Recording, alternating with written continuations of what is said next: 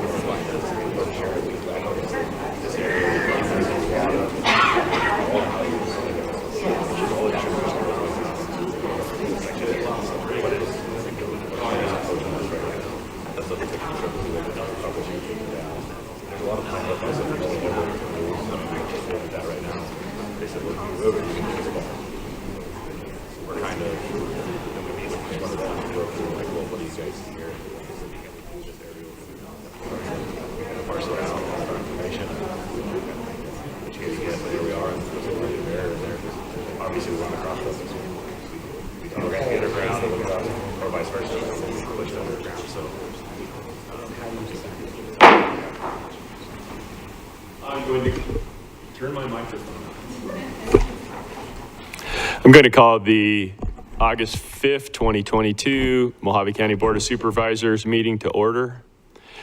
Please stand for an invocation for Pastor Griff Vadier and followed by the Pledge of Allegiance.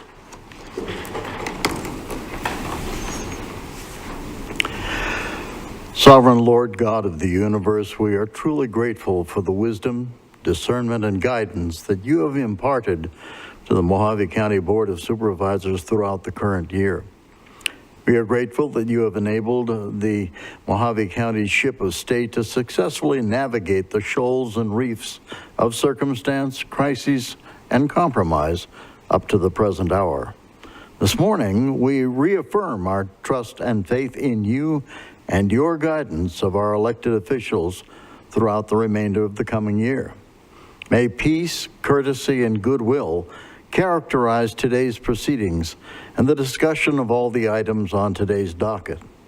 We ask that your blessing and divine insight be with each and every supervisor as they deliberate the actions that so heavily affect the future welfare of Mojave County citizens. Please help all who participate in today's proceedings to appreciate the complexity of the modern government and the dedication of those who serve the citizens and interests of Mojave County. We ask these things in the name of Jesus Christ. Amen. Amen. Thank you, Pastor. Please join me in the Pledge of Allegiance. I pledge allegiance to the flag of the United States of America and to the republic for which it stands, one nation under God, indivisible, with liberty and justice for all.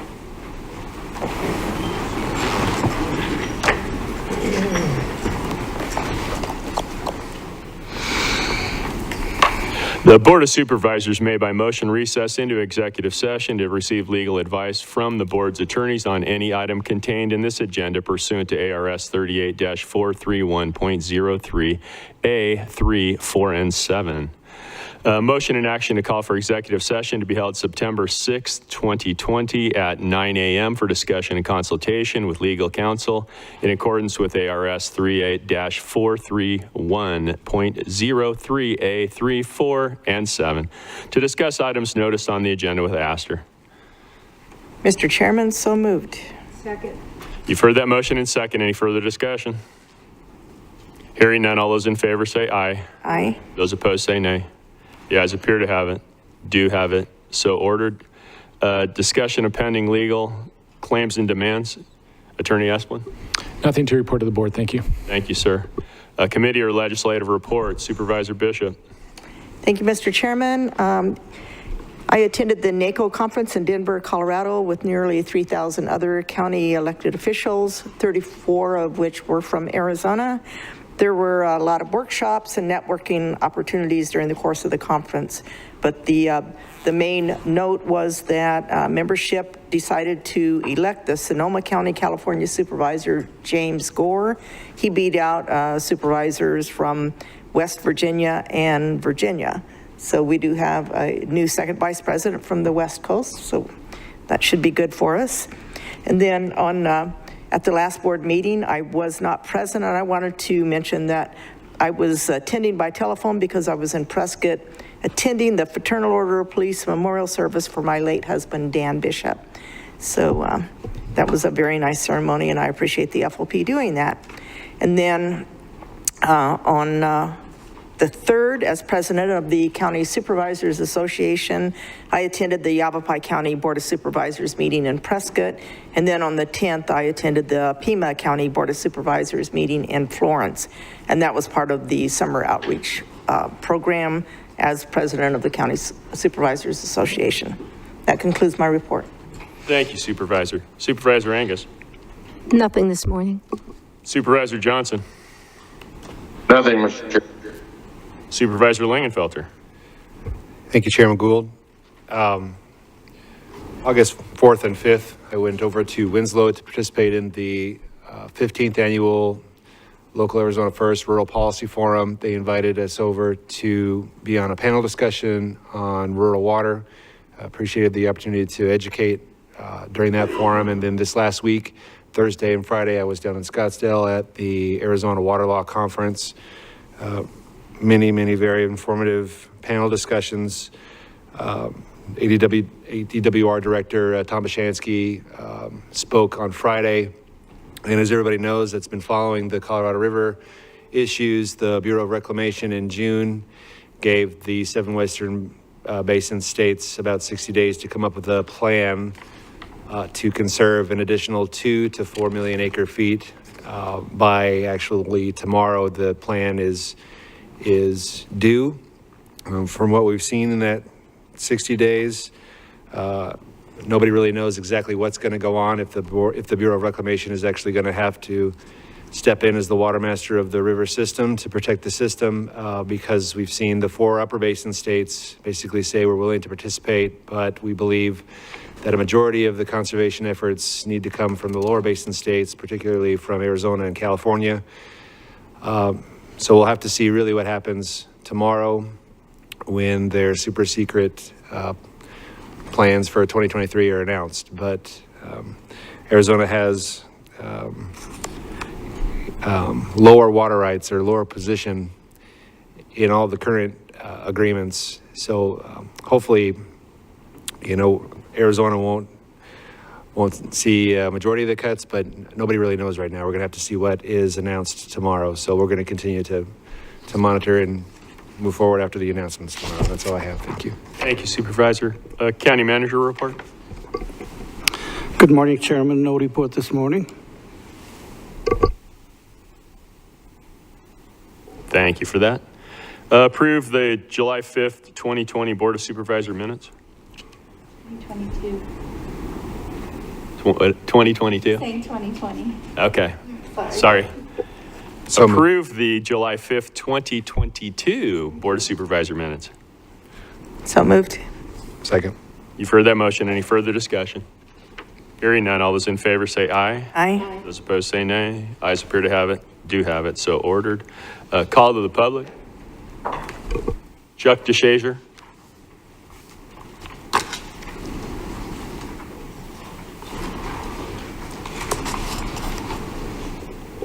Yes, my name's Chuck DeShazer, 8778 Polaris Road in Topog.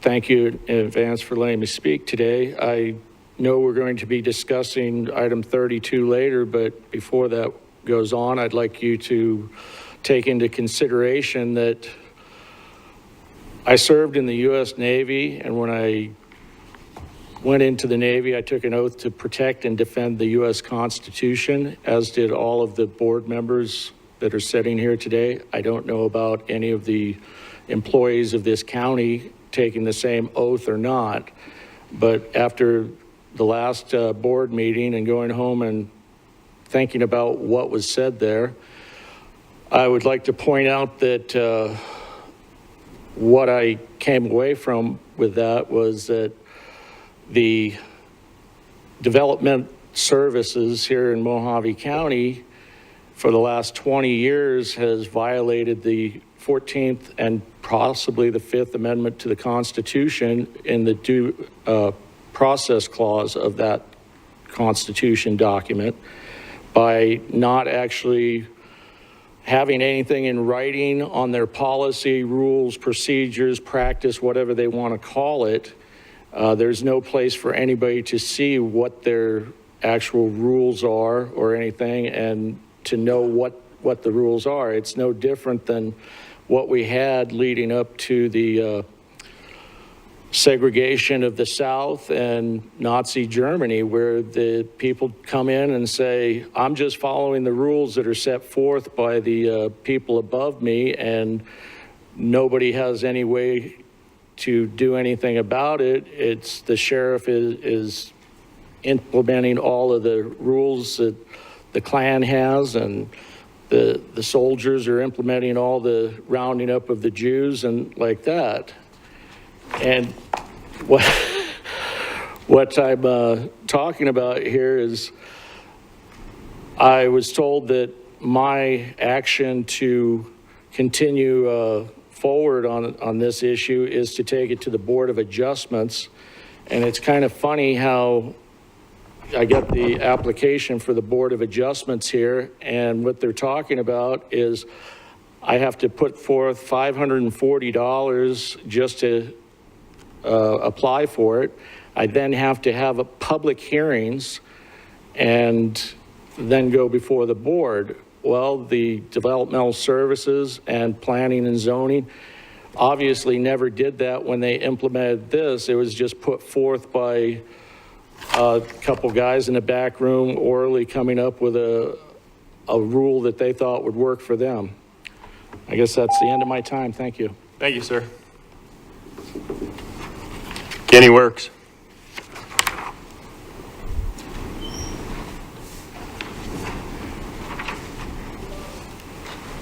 Kenny Works, Yucca, Arizona. I'm here today because San Bernardino County voters will consider leaving California. This has to have some sort of an effect on Mojave County, and I think it's something that we need to be thinking about and possibly have room for on our future agendas. I just wanted to bring this up to the attention of the supervisors so that maybe we can start preparing for such an event. Thank you very much. Thank you, sir. Nan Nicole.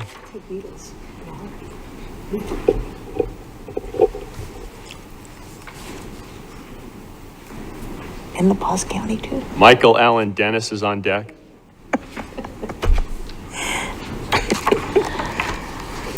Good morning, supervisors, other elected officials, and audience. My name is Nan Nickel, Fort Mojave. I'm here today to shine a light on what can happen when federal grant money does not adhere to the strings attached to the funds from federal agencies. Several of us have asked about this issue on several occasions, and as far as I know, never received a definitive answer from our supervisors whether we may be in violation of federal mandates and suffer penalties. An article was published from the AP and originally appeared on July 31st, 2022 in national newspapers. It was published a few days later in the Mojave Valley Daily News. And part of this, I'm quoting from the article, Governor Ducey filed a lawsuit challenging the Biden administration's demands that the state stop sending millions in federal COVID-19 relief money to schools that don't have mask requirements or close due to COVID-19 outbreaks. The state filed the lawsuit earlier this year after the U.S. Treasury Department demanded that Ducey either restructure the $163 million program to eliminate restrictions it says undermine public health recommendations or face a repayment demand. The Treasury Department also wanted changes to a $10 million program Ducey created that gives private school tuition money to parents if their children's schools have mask mandates. In a ruling earlier this week, U.S. District Judge Stephen Logan concluded it was reasonable for the Biden administration to say that the money couldn't be spent on efforts that would undermine compliance with COVID-19 prevention guidelines. So that is the end of quoting the article. This whole situation is quite alarming and is pushing us toward a constitutional crisis, I believe. Through federal and state grants, Congress, our agencies, and more have redistributed our wealth and resources to China, Iran, and many more countries who hate us and want to destroy us.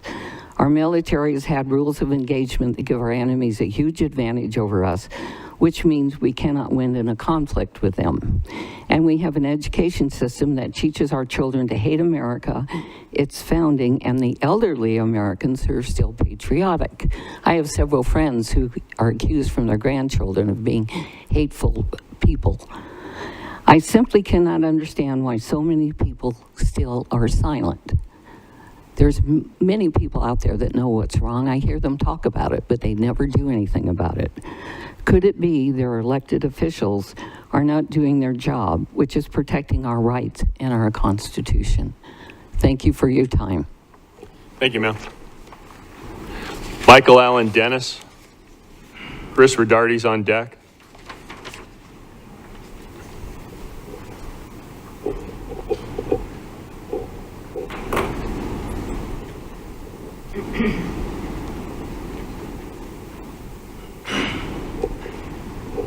Good morning. My name is Michael Dennis. I live in Kingman, and I'm here today to talk about out-of-control teens where I live, racial slurs, defacing my property. I've had, I know I hate to say this, but I've had human crap thrown up in my tree, and I've had rocks thrown at my house.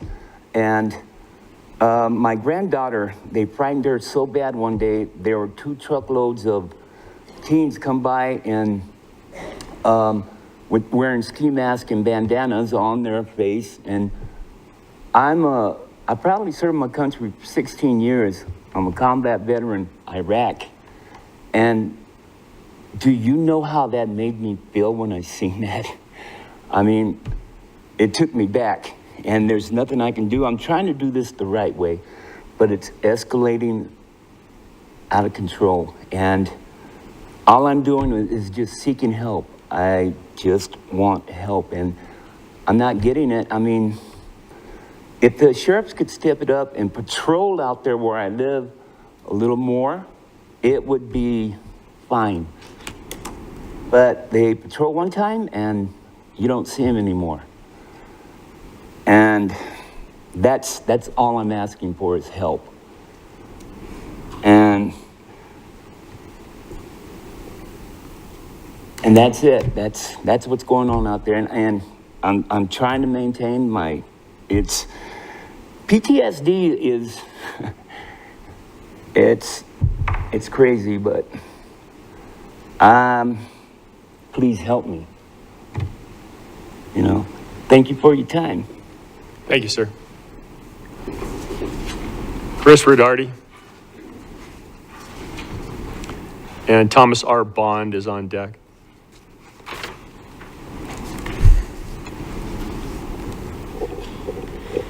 Good morning, Chris Rodardi, Mojave County taxpayer. In 2015, Obama committed the U.S. to pursuing Agenda 2030's 17 Sustainable Development Goals. Agenda 2030 is a cleverly disguised international wealth redistribution scheme designed to send money from developed countries to developing countries. Obama's executive order, titled Planning for Federal Sustainability in the Next Decade, required federal agencies to implement strategic sustainability performance plans, and HUD, the Department of Housing and Urban Development, got busy doing so. According to HUD's International and Philanthropic Affairs Division, HUD is now fully engaged in work with the United Nations through the State Department. The United Nations adheres to the Universal Declaration of Human Rights, which advances the regressive notion that rights come from the government. In their warped vision, food, clothing, housing, medical care, social services, and livable wages, and other products of our time, energy, and talent are considered human rights. This anti-American notion must be called out for what it is, Marxism. In the United Nations Housing 2030 study, HUD is credited with implementing the United Nations Sustainable Development Goals through activities like collecting data on us, rehabbing and weatherizing housing for low-income households, housing vouchers, and more. Implementing affordable housing policy, government control of private property, is central to achieving Agenda 2030's Sustainable Development Wealth Redistribution Goals 1 and 11, which is centralized government control of land. So what does all this mean for Mojave County? Well, among other things, the Board of Supervisors accepts HUD grant money for weatherization and rehab projects, and in so doing, implements the UN Agenda 2030 right here at home. And naturally, when the county accepts federal grants, it must comply with grant requirements. So supervisors, upon accepting HUD grants, are you complying with Marxist international laws that treat housing as a human right? This simple question can be answered yes or no. It's not about if we don't take the money, someone else will. It's not about the money. It's not about throwing it back in our faces. It's not about telling us folks to take our grievances to the feds. It's about you voluntarily placing our local sovereignty under United Nations rule. Ultimately, it's the theft of our life, liberty, pursuit of happiness. Mojave County must become a constitution as written sanctuary county, even if it means pushing back and standing up to the state, federal, and global governments. This will take courage on your part, but isn't that your job? Defending us from all enemies, foreign and domestic? Thank you. Thank you, ma'am. Thomas R. Bond.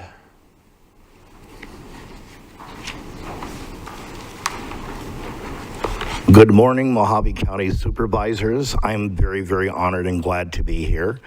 I am a new resident to the Golden Valley, Golden Valley area. I moved here with my family about 4 months ago, and very, very happy to be here. Arizona is a wonderful place and a completely different world than what is now known as California, which I've been there all of my life. Wonderful people and just a great wonderful area. And the reason I'm here is just to introduce myself, to let you know, since I'm new to the area, I'm going to be establishing my production company called Biograph. It's the oldest movie company in America, very small, and we're establishing a small residential office in the Golden Valley area, which I'm very happy that our company is going to be in Arizona. And what I'm also doing is, the area is so wonderful, I want to take part in the civic, I guess you would call it the workings of Arizona and also Golden Valley. So what we're doing is, I am voluntarily putting together some citizen coalitions to Golden Valley, because we love Golden Valley. We love the area. It's a beautiful area, and we want to be able to make sure that our honored supervisors are aware of it and to be able to promote it and make it a prosperous, wonderful, and even a better area than it is. And I'm hoping to attend more meetings here, hopefully all the meetings. With our coalition, which is a private citizens coalition, I'm going to be bringing in from time to time different complaints and accolades of what's going on in Golden Valley to you, all of the supervisors, so you know what's going on in our area. And that's about it. And thank you very much, and very happy to be in Arizona. And thank you for your time. Thank you. Thank you, sir.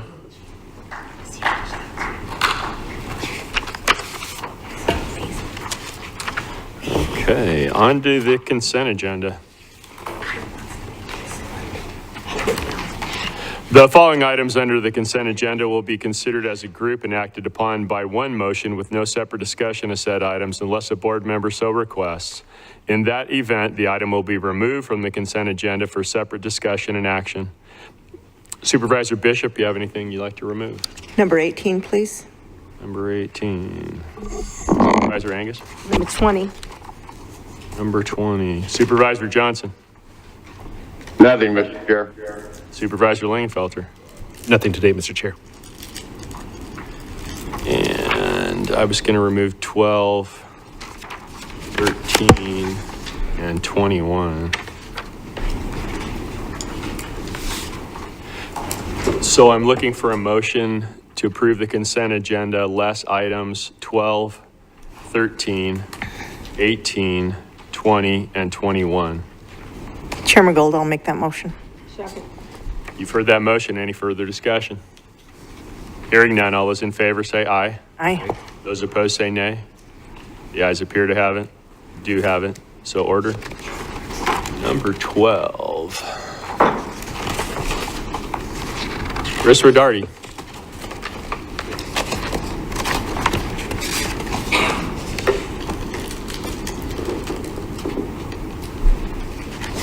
Chris Rodarty, Mojave County taxpayer.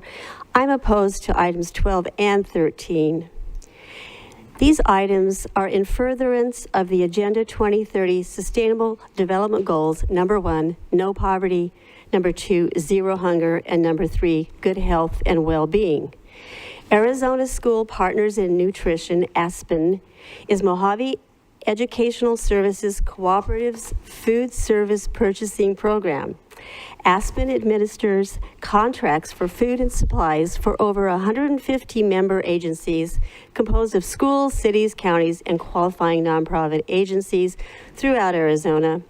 All Aspen Mojave contracts are in compliance with the Education Department General Administrative Regulations, EDGAR, and USDA regulations. The vendor in this contract, Shamrock Foods, is also required to be in compliance with current and future federal regulations in regard to child health programs. Sustainable Development Goal number 2, zero hunger, is established to end hunger, achieve food security and improved nutrition, and promote sustainable agriculture.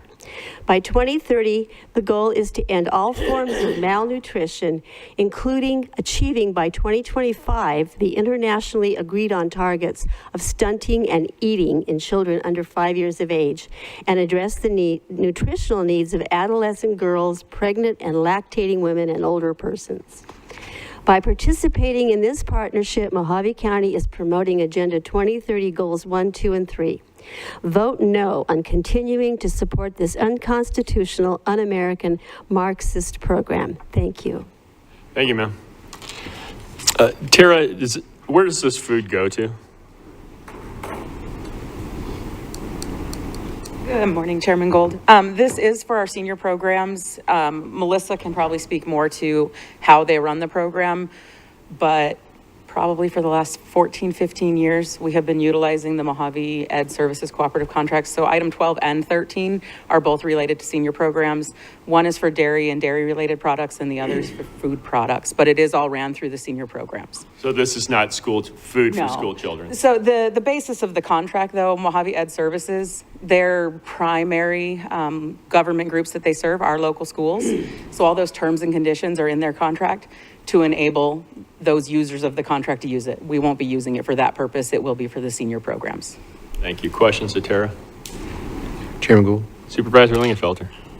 Melissa, would you please come up to the podium and just provide just a few additional details regarding the program, please? Good morning. You want additional details? Yeah, just an overview for the public that's watching. So the senior nutrition program in Kingman, those meals come from Kingman Regional Medical Center. Those are what you would consider catered type meals. And then those foods are distributed out to the residents. However, the milk products there, they do come from these contracts. So we have to purchase milk separate from the food items. In Lake Havasu City and in Golden Shores, we purchase the foods and then they're prepared on site, and then the senior meals are created from those food items. And then milk is purchased at those sites also through these contracts. Thank you. And does this also support the county's Meals on Wheels program? Yes, it's both for congregate and for home delivered meals. Okay, thank you. Yes. Supervisor Angus. No, I was just going to make Just monkeying with your mic. Supervisor Bishop. I make a motion that we approve item number 12 as written. Second. You've heard that motion in second. Any further discussion? Hearing none, all those in favor say aye. Aye. Those opposed say nay. The ayes appear to have it. Do have it. So ordered. Chairman Gold, Supervisor Bishop. I make a motion that we approve item 13 as written. I think it's been discussed already. Second. You've heard that motion in second. Any further discussion? Hearing none, all those in favor say aye. Aye. Those opposed say nay. The ayes appear to have it. Do have it. So ordered. Number 18. This was 18. That was mine, Chairman Bishop. Gold. So I would like an explanation as to whether or not this new heliport is going to be within the Wallapai Mountain Park boundaries, or will it remain outside the boundaries as just an emergency helipad? Thank you, Mr. Lukowski. Director Latosky. Good morning, Chairman Gould, and members of the board. This helipad, proposed helipad, construction is in our FY23 parks budget, and it will be situated immediately adjacent to the current OHV tot lot and adjacent to the relatively new RV park that we built. And so as a result, it's literally straddling the existing park boundary. In fact, about 15% of it is in the Wallapai Mountain Park boundary, and then the remaining just immediately adjacent federal lands is what we're applying for to complete the helipad. Okay, so the maintenance and the oversight of it will be through the Parks Department? That is correct, yes. Okay, that's all I want clarification on. Thank you. I think it's a great idea, thank you. Chairman Gold, if there's no other discussion, I make a motion that we approve. Second. You've heard that motion in second. Any further discussion? Hearing none, all those in favor say aye. Aye. Those opposed say nay. The ayes appear to have it. Do have it. So ordered. Number 20. It's mine. Supervisor Angus. Thank you, Chairman Gold. This item is to approve the cancellation of the November 8th, 2022 elections for Mojave County Special Districts and appoint the candidates who filed nominating positions or write in nomination papers as elected to office. And I was looking through it, and I was kind of surprised to see that it appears all the fire districts are going through this cancellation, and it was just a little surprising because, as many of you know, the fire districts are probably the biggest part of your tax bill. And usually we have some sort of contested elections. I was just surprised, but I want some clarification. Is there anyone from election? Oh, there you are. So I see at Fort Mojave Mesa and Desert Hills, there's a bunch of write-ins. So if people, the process is, if you want to be a part of a special district, just like any board, you have to fill out a nominating petition, get a certain amount of signatures, and then you are qualified to be on it. So you don't even have to do that anymore. You can just be a write-in candidate and not get any petition signatures. That's true. And I don't know how long that's been, but it's been for at least 4 to 6 years that people can file write-in nomination paper, a sheet of paper, and if there's, say, fill 3, and if 3 or less, and could be a write-in, and then you get requested to be appointed, as I'm doing right now. So, yeah, you don't even have to circulate nomination petitions. Why would we make that decision, though? Why wouldn't it go through the normal process, which is the board itself, the elected board, which would be the people who went through in this case, wouldn't they, after they convene, then they select the people? No. 16-410 states that if you have a filling of up to the number of seats or less, the board, this is the key word right here now, though, the Board of Supervisors, you guys, can cancel the election to save a lot of money and appoint those who have legally filed nomination paper, doesn't even say petitions, but the petitions are part of the paper, right, and or write-ins. So, no, that's what happens when a vacancy happens when they're not during election time. So Okay, I think that we need to clean that up. I think the state, whatever, because it doesn't seem right, and it doesn't seem fair for the people who have, gone out and done the nomination petitions and things like that. So I'm going to look into it more, and I'll certainly be in touch with you to ask you some questions. And with that, I make a motion to approve item 20. Second. You've heard that motion and second. Any further discussion? Hearing none, all those in favor say aye. Aye. Those opposed say nay. The ayes appear to have it, do have it, so ordered. Thank you. Thank you, sir. Number 21, Chris Rodardi.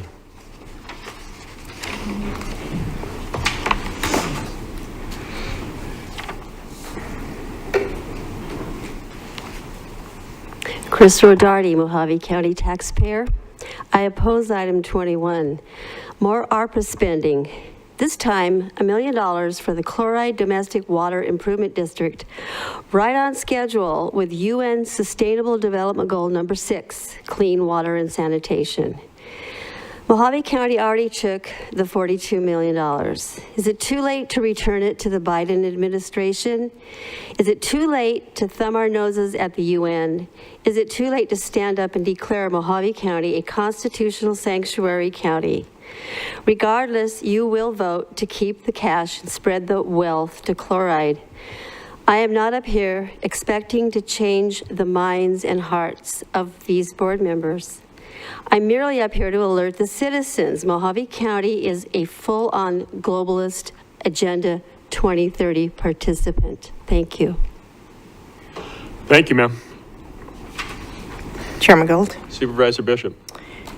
Chloride's in my district, and I just wanted to remind the board that we did vote on July the 5th to approve the ARPA funding for the Chloride Domestic Water Improvement District. This item that we're approving today is just an agreement, a legal agreement between the Board of Supervisors and the Chloride Water Improvement District.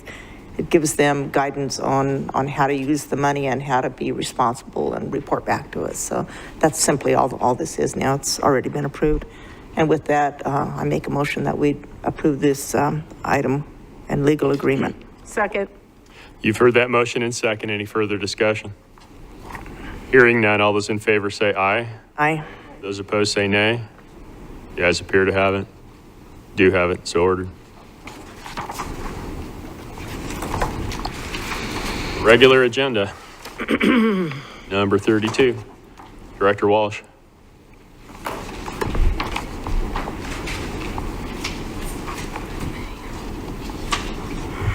Good morning, Chairman Gould, members of the board. Item 32 is an item that was continued at the last meeting. The board asked staff to review the proposed policy with the county attorney's office. We've done that and made some changes. We were able to see some areas that were lacking and appreciate the board's direction in doing so. Historically, I believe what happened is in an attempt to provide good customer service, we informed applicants that an application would likely be denied and encouraged them to either not apply or to make some changes so that we could accept it and work it through the process. I think over time that morphed into we didn't accept those applications. So in working with the county attorney's office, we've updated the policy, basically stating that any complete building applications will be processed for review. We will continue to inform the applicants as they come in and let them know, hey, this will likely be denied, or this has a good chance of passing or getting approved, but we will accept those applications and then process them. We do still maintain that electric permits only be approved with an established use for that property, that we not approve electric permits for vacant lots without an established use for that property. We did add in, though, that we will issue permits in conjunction with a well without an approved use for that property. So if they drill a well prior to building a house or something like that, we would issue an electric permit for that. But be happy to answer any questions that the board might have. Mr. Walsh, what about communication towers? Communication towers, like a cell phone tower? Yeah, I think the code speaks of communication towers. So that's an acceptable use, that you'd have to install a power pole or allow a power pole to be installed. Yes, so I believe a communication tower, typically for a cell phone tower, we would require engineering and that to make sure that it meets the requirements. There may be, depending on the zone, there may be some setbacks that would be required so that if it falls over, it's not going to land on somebody else's property. But yeah, if it's an allowed use, we would issue an electric permit for that. Is that allowed in a R1 zone? I think you run into federal issues I'm getting a with nod. radio towers where they preempt local codes. So yeah, I'm getting a nod from my planning and zoning manager that we do allow them in R1. Okay. Other questions of Director Walsh? Thank you, sir.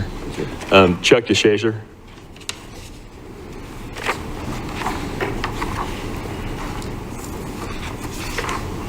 Yes, last time I was here, I was looking to put in an EV charging station, and they have violated their R1 zoning on the wells in the past. They have violated due process in the past, and if you take a look at the Mojave County application for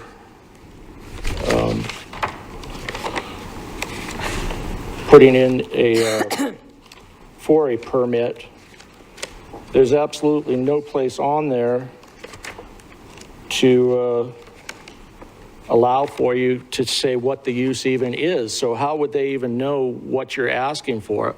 This last Tuesday, I was told, actually on Monday, I spent 48 minutes over at Planning and Zoning trying to put in for a Starlink communications tower, which can be ground mounted up to 41 feet. It's allowed for under, and then I got 2 phone calls that evening from Scott saying that it's not an allowed use because back 20 years ago when this was put into the uses permitted for R1, all anybody knew about was cell phone towers. Now that we have communications such as HughesNet, Starlink, and many other available satellite systems, it meets every definition in their code, and I don't need a permit for the up to a 40-foot tower on my property.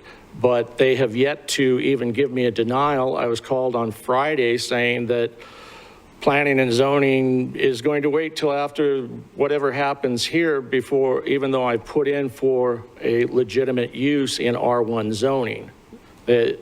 And I was told that I would get a denial. And like I say, it's awful funny that even if I get a denial, I'm going to have to go before the adjustment board, pay a fee, have a public hearing, and have it put into the newspapers why I want a variance, which I don't believe I should have to have. And yet this all started 15 weeks ago. They've only had this policy for 5 weeks in writing. I would ask that you make the Planning and Zoning Developmental Services go through the regular process that the public would have to go through, and deny this policy that they've been enforcing and go ahead and make them walk through the hoops and have public hearings, see if it's what the public wants. They have more than enough ordinances out there to tell you when you can have a yard sale. If you read what I've read in the past 15 weeks, you can't even park your car in your own driveway according to the ordinances as written today. They really need to update their different ordinances and definitions, because EVs weren't around 20 years ago. Satellite dishes for Wi-Fi weren't around 20 years ago. And they just haven't taken the last 20 years to update and memorialize on paper what their policy is. So I would ask that you strike down their policy entirely and let them start from scratch and have the public hearings that they're requiring of me. Is there any questions? So, Mr. DeShazer, when you went in the last time and applied for a permit for the communication tower, Yes. they would not accept your application? No, they would not. They spent 48 minutes running around the building, and I had 4 people come to the window, and I was pretty much told 5 times, you will have to talk to Scott. You will have to talk to Scott 5 different times. And then I said, okay. I called the office. He called me back that evening, and he doesn't even know how the procedures of his own offices go, because he's like, you're going to have to pay to get a denial. And I said, that's not the way I've ever seen it before. You pay for a permit when you get the permit. So he went and talked to somebody and called me back later that evening and said, okay, you can, since you're going to be in Bullhead City tomorrow morning, we will accept your application, and we will issue you a denial so that you can go to the Board of Adjustments. On Friday, I got a call from Vicky that I turned it into saying, nope, Scott's not going to do anything with it, even though, you know, there's nothing on the paperwork saying that I want to use it for EV. I want to use it for any other kind of permitted use in R1. So what you're saying is that you apply for the power pole, and they don't ask you what the use, why you need the power pole? Yes, that's correct. Interesting. Give me just So that takes place verbally? Oh, yeah. It's right here on their own forms. It has, just a second. If you find it, put it on the overhead. Yes, I have it right here. Here's their application. That's a front page, but this is the actual application. And there's absolutely no line on there whatsoever to say what you're applying for.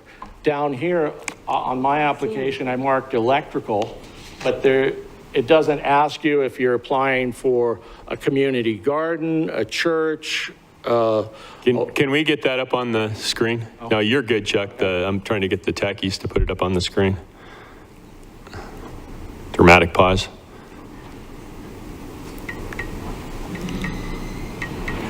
I can hand There we go. There we go. That's the entire application.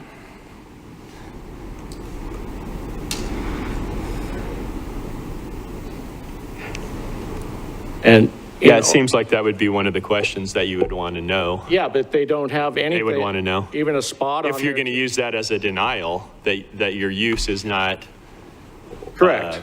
They've never use. You would think you'd have to ask the question. So when I did turn this in on Tuesday, I made sure I said absolutely nothing, because I made the accident of telling them over in Kingman on Monday what I wanted the use for, and they didn't see a wireless communication tower as an approved use, or they needed all kinds. They didn't know what to do with me, is what it really came down to, because I think they're fed up with me, actually.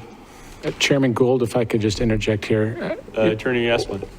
regardless of whether you were denied or not, I mean, we really got to focus on the issue at hand, and that's on the agenda. You know, the existing practice of implementation of the policy not processing electrical permit applications without an approved proposed use and so on. And so I just don't want to get too far in the weeds about this specific application when really we're talking about does the board wish to continue with this existing practice and implementation as stated in this, rather than go through whether his application should be denied or not. This just isn't the forum to do it right now. It's not. I understand that. I wasn't trying to get off track, but the fact of the matter is I'm not saying whether you're correct or not. I'm not saying it's right or wrong or indifferent, but that is an issue that we can address at a different time, at a different venue, at a different location. Okay. And so it's not right here. I just want to make sure that we stay focused on this particular agenda item. And it does seem like an example of an unwritten policy, though.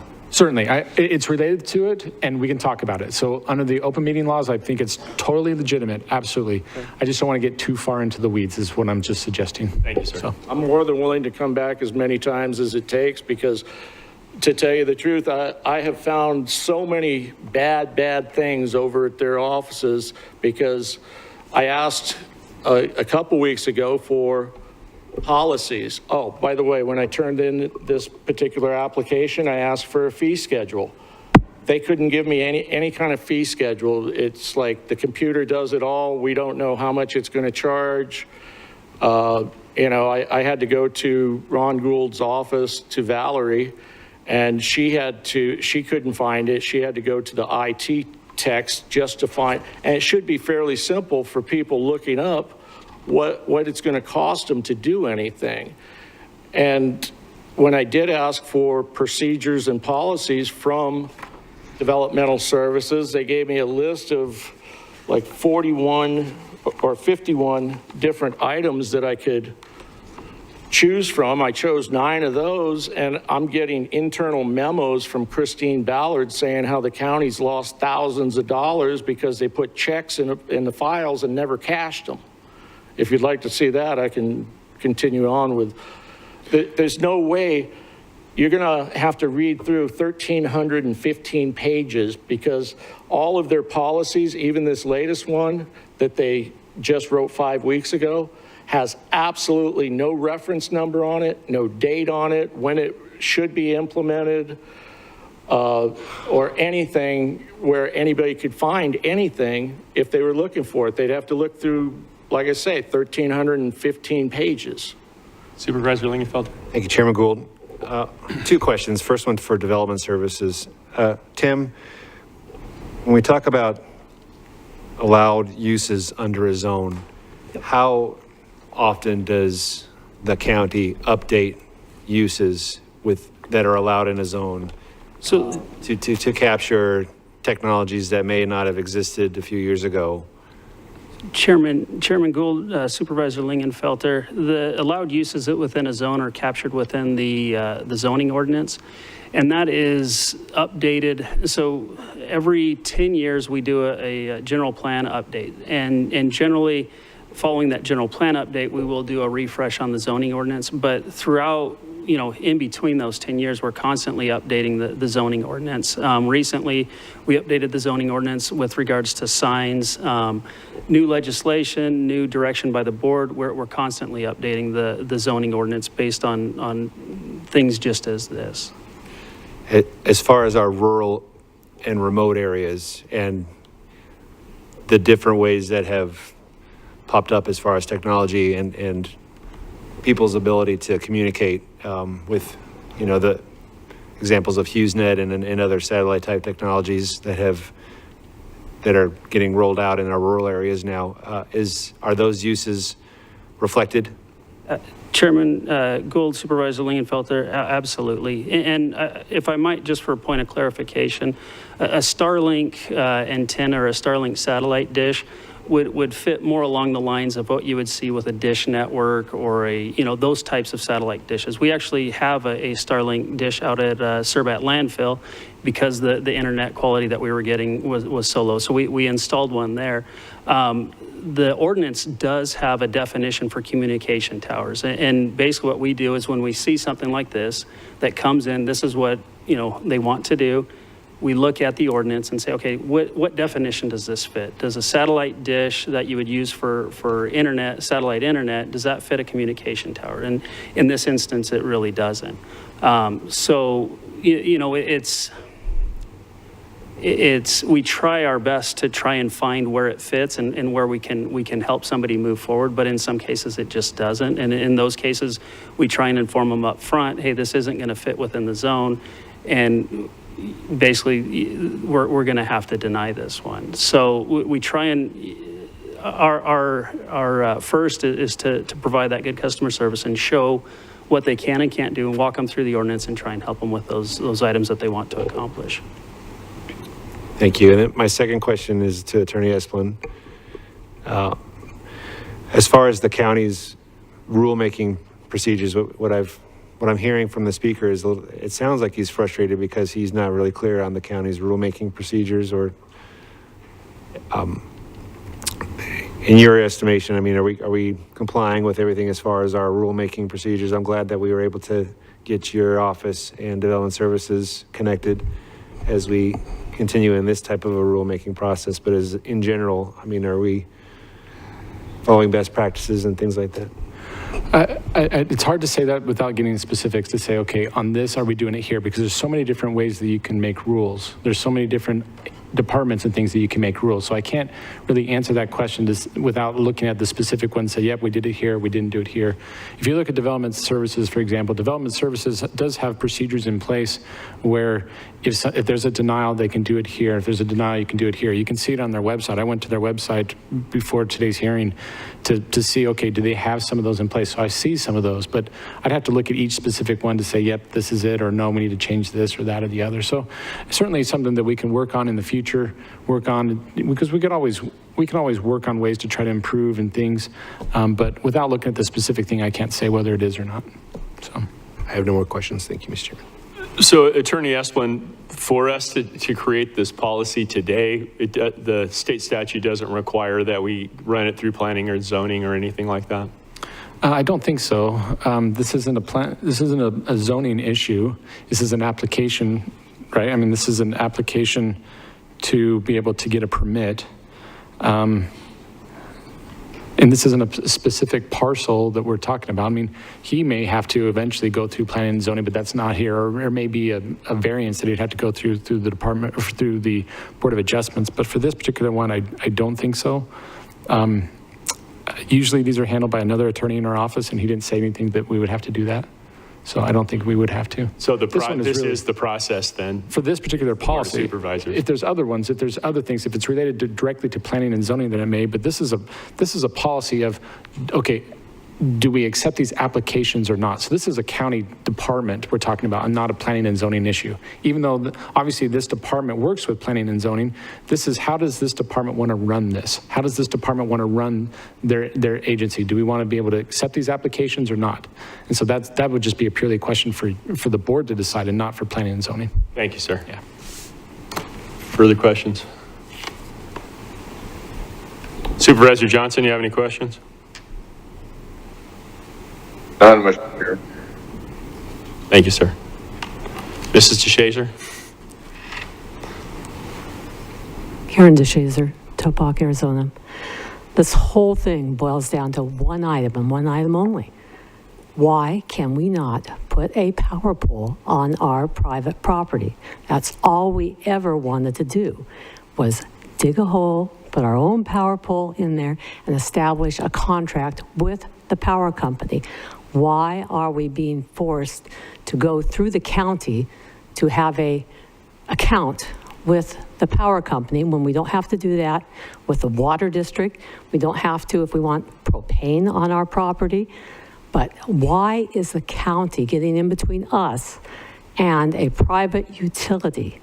All we want to do is put a power pole on the property. When we went in, the stock answer was, we don't allow a power pole on vacant property. We said, show us that in writing. Never materialized, never materialized. If this is their practice, this has been their practice, but it's not in writing. That's all we ever wanted to do, is put a power pole on our own private property. Thank you. Thank you, ma'am. Supervisor Angus. So this agenda item is to set that policy. It will, from here on forward, be in writing, correct? Yes. Chairman Gould, Supervisor Angus, that is correct.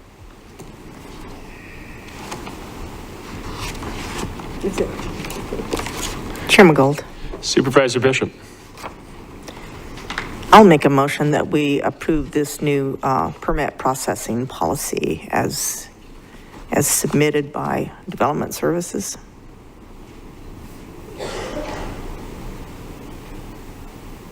Second. You've heard that motion and second. Any further discussion?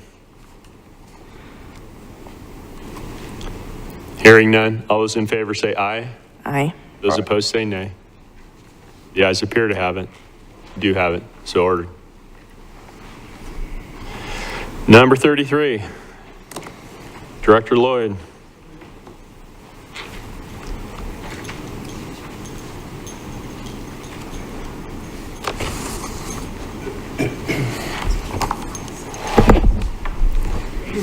Good morning, Chairman Gould and board members. The action item before you today is a routine agenda item. It is the final leg, an action item for adoption of the budget, the final tax rates and levies for Mojave County and all of the other tax levying districts within the county. This will set the rates and the levies for fiscal year 23. It's important to note that there are about 80 separate tax levying authorities throughout the county. Mojave County has direct control over 4 of those tax rates: the general fund, the flood control district, library district, and the TV district.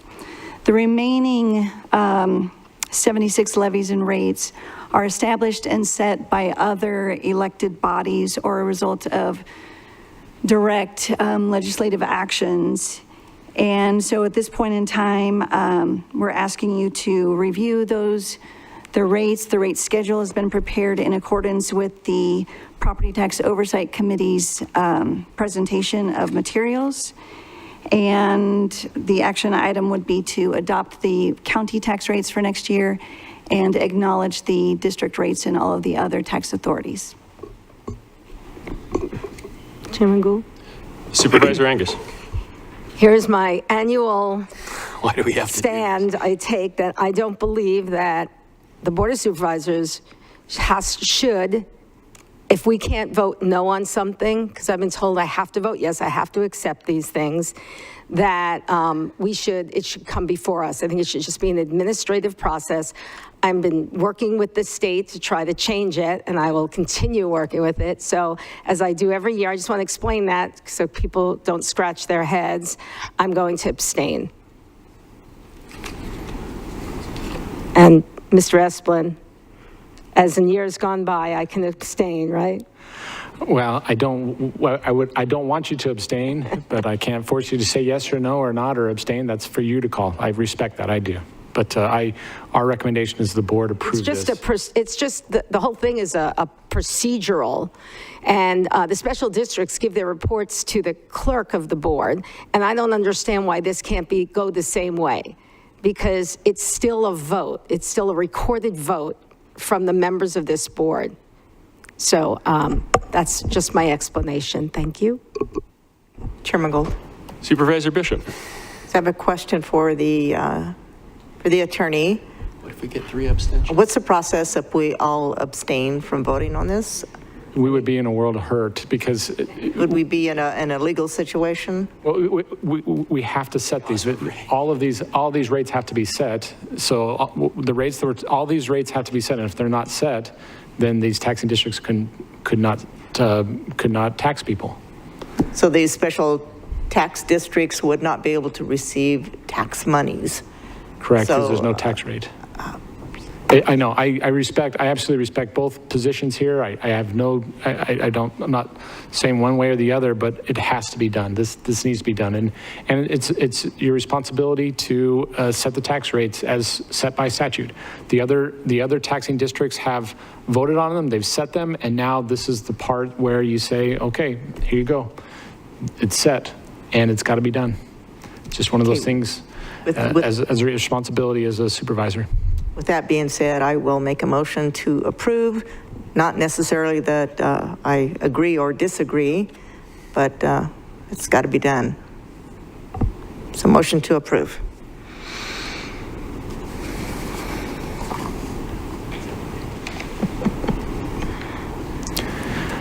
I really recommend that somebody do a second. Second. I mean, this has got to be done. All the counties do it, and we all have to do it. I mean, every county's got to do it. So. I second it. You've heard that motion and second. Any further discussion? Mr. Chair. Johnson. Thank you, Mr. Chairman. Mr. Esplin, is it possible that the board can approve the county levies and not abstain from the others? Again, I don't think that that's wise. The statute contemplates that the board would approve both the county levies as well as the district levies, the school levies, the city levies.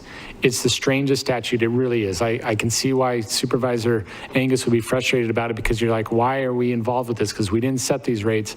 But it contemplates that the board would set all of those fire districts, school districts, cities, and towns. And so you can't separate them. I can say, because Supervisor Johnson's been around for a while, and I believe you were the one that told me the story about when one time the board rejected one.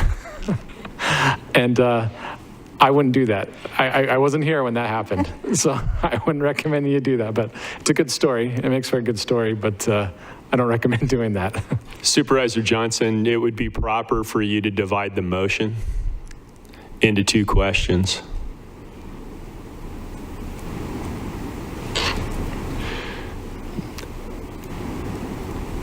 Chairman Gould. And putting all kidding aside, and I'm being very serious. This is a ministerial act that the board, that the legislature has said that the board is required to do. It is a purely ministerial act. You're not saying one way or the other whether you agree or disagree, but the law puts the duty upon you to fulfill this duty, and it's your duty. And if you're not fulfilling your duty, a taxpayer could file suit against the Board of Supervisors for failing to perform a duty that you're required to do by law. So that's why it is necessary that this be done. Chairman Gould, if I may, just add one additional comment. I guess one of the benefits of having the schedules prepared this way and presenting all of the districts together for your purview, as well as that of all of the citizens and property owners, is that this is one location where a person could come and look and see the total tax impact of all jurisdictions. And without this summary, there isn't a place. You would have to individually go to each district that you may reside in or own property in to obtain the full impact from taxes. Thank you, ma'am. Chairman Gould. Supervisor Angus. I do this as just to make the overall statement. I really don't expect this board to do that. We never have. But when I go down and lobby at the state, it's good for me to say that this is how I feel, and I'm getting some headway on it. So again, to the board, I apologize for having to put everyone through this, but it's just something I've always felt very strongly about. Chairman Gould. Supervisor Lingenfelter. Just one quick question from me. Is it something that proposal to CSA has ever been, as far as CSA taking it up and saying, hey, can we get rid of this rubber stamp? May I answer, Chairman Gould? Supervisor Angus. I don't think we formally did it, but I did have a conversation a few years ago off the record, and everyone seems to agree with me, because I don't think it's something we really think about, because it is an administrative function. But when you explain it to people and what that means, that you are literally voting, you're approving something that you had no say in, they do it. But let's try it this year. Thank you. Okay, thanks. The only thing that I would say from my perspective is not, by voting, you're not saying that you approve of something. You're saying, I'm fulfilling a responsibility that the law requires me to do. And the law requires the supervisors to make a vote on this. If they were to, the only reason why I would say you would, if I would ever to say to not vote, is if it's clear that all the districts or even some of the districts have clearly violated the law. If they said, you know, here's the maximum tax rate, $3.25, and they went $7. And the law clearly says you have to stay at $3.25, and they said, you know, we're not going to do that. We're going to go to $7. Then clearly there's a problem. Then we would talk. We would talk and say, okay, what do we need to do? And I think that's what happened last time, or maybe I don't know what happened last time, to be honest with you. But if there was one rate that was way out of bounds and clearly it violated the law, then we would have a discussion about saying, hey, okay, should we not vote on this? And then we try to fix it so that it is consistent with the law. To my knowledge, there's nothing here that would violate the law. I haven't looked at it, but in the past, it's always been consistent to say this is the max that they can do for their tax rate. This is what they're allowed to do. I have no indication to suggest that they've gone above and beyond what they're allowed to do. The problem is you've combined this into two separate subjects into one motion. One motion is to accept our own tax rates. Yeah. One motion is to accept the tax rates levied by others. Those should be two separate votes. Because then you're not merely saying I'm accepting the rates of other taxing authorities. You're saying along with our own tax rate, we're accepting their levied rates. What you could do, is, Chairman, is you can modify your own tax levy, which is possible, but not the other ones. I still don't think you can do the other ones. I don't think you should change your own either. That's already been voted upon and you've already gone through the process. But I would, for today's hearing, I would recommend voting on the motion, and then for the next one next year, we can address separating it out if you wish. Supervisor Langenfelder. Thank you, Chairman Gould. I think you have a point. If you were to have two separate motions, the first would be to adopt our rates, and then the word that's used for the other taxing district is acknowledge. So you would acknowledge, vote to acknowledge. We would adopt ours and acknowledge the others. Chairman Gould? Supervisor Angus. I kind of like that, acknowledge. I think I can acknowledge. I think that's actually what the statute says that you do. That you acknowledge that the taxing authorities have sent us this and that we will collect it. Well, we have the language in there already, and I believe that Coral made that change a couple years ago, and it's currently in the recommended motion is to acknowledge the tax levy. Okay. So the way that it's written right now is the way that you're suggesting it. Have we ever put the two together? Doing the county and the spec? Because I don't remember that, but I could be wrong. I thought. We always have. We always have. It's always been the counties and the special districts together. So we have prepared the item exactly as we always have. So I did not research to see if you've ever segregated the two in the actual vote, but we've prepared it together. And I did attach the statutes as well for your backup information, and under the ARS 42-17-254, which is the assessment and collection of municipal taxes, it does, this is in reference to the treasurer's office, and it also then states in section C that the resolution by the County Board of Supervisors authorizing the collection of taxes shall include the city and town, and shall provide the treasurer with the same powers respecting the collection of the city and town's taxes. So, Chairman Gould? Supervisor Angus. Okay, this has gone on way too long. So this is, I can go with this one, the acknowledge. I still don't like it. I still don't think it should even be on our agenda, and I will work towards that maybe with CSA. So let's do it. Chairman Gould, I just wanted to add, if you'll allow me to address the board, just kind of the treasurer's office perspective. So if you look at the statutes for the school districts, fire districts, all the special districts, as far as I know, all of them contain language that allows them, you know, if they were to bill for their own taxes and collect their own taxes, it allows for them, in the case of delinquencies, to then seize property, sell it at auction, similar to how the county sells tax liens on delinquent taxes. Those statutes allow those districts to give that power over to the county treasurer's office so you have some economies of scale. We send out one tax bill. It has all the different tax districts, including the county, but also including all those other districts. The school districts are not in the business of billing and collecting taxes. They're in the business of educating fire districts, special districts, so on and so forth. And so, as Coral mentioned, the statute that gives our office authority to bill and collect those taxes and then to deal with delinquencies in the same manner as we do for property taxes. That's kind of the procedural, that's the mechanics of it. Without the board's acknowledgement of these rates and giving the treasurer authority to bill and collect those taxes, this late in the game, none of those districts would have a chance of getting a bill in the mail. They don't even have the taxpayers' information. And so that's kind of, I understand the perspective of the board members that don't want to acknowledge rates and put them on a bill that they have had no part in levying or approving, but the mechanics of it is such that in order to get that bill out in a timely manner and to collect all of those tax revenues and distribute them out to the various tax districts, that's just how the statutes are written.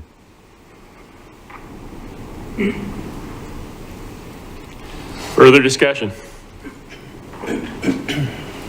There's a question before you. Hearing none, all those in favor say aye. Aye. Those opposed say nay. The ayes appear to have it. Do have it, so ordered. I'm sorry, Chairman, was there a second? Was there a motion and a second? Yeah. Okay. Chairman Gould, Ryan, yes, there was. I'm sorry, thank you. Thank you. On to number 34. County Manager. Mr. Chairman, board members, as you know, Ms. Squirrel Lloyd is retiring. The Chief Financial Officer position will be vacated as of September 30th. Put together a selection panel consisting of department heads, interviewed 2 candidates, and Mr. Luke Mornian, who you just heard from, was selected for that position to fill the vacancy. He certainly possesses the credentials. He has been with Mojave County for several years and has demonstrated the leadership, innovation, and certainly demeanor to lead this department. I am pleased to recommend him to you as the next Chief Financial Officer for Mojave County. Chairman Gould. Supervisor Angus. Luke Mornian is my son-in-law. He's married to my stepdaughter. We talked about it when he first was hired. And I spoke to the county attorney's office and was told that really by the technical part of the law, I really don't have to recuse myself, but I'm choosing to recuse myself just to make it clean. Thank you, Supervisor. Chairman Gould, Supervisor Bishop. I make a motion that we approve the appointment of Luke Morian to be appointed as the Chief Financial Officer. I'll second. You have a motion and second. Any further discussion? Hearing none, all those in favor say aye. Aye. Those opposed say nay. The ayes appear to have it. Do have it. It's ordered. Congratulations, sir. My pen is leaking all over the place.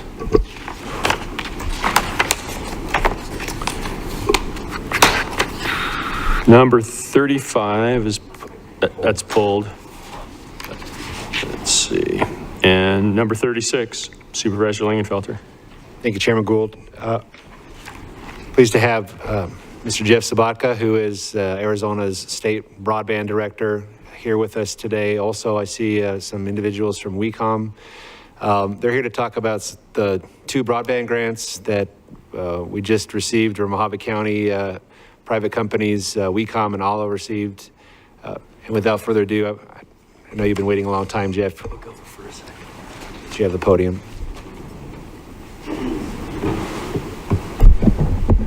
Thank you, Supervisor Lingenfelter, Chairman Gould, and other supervisors. My name again is Jeff Sabatka, and I'm the State Broadband Director for the state of Arizona, and I appreciate the opportunity to speak here today.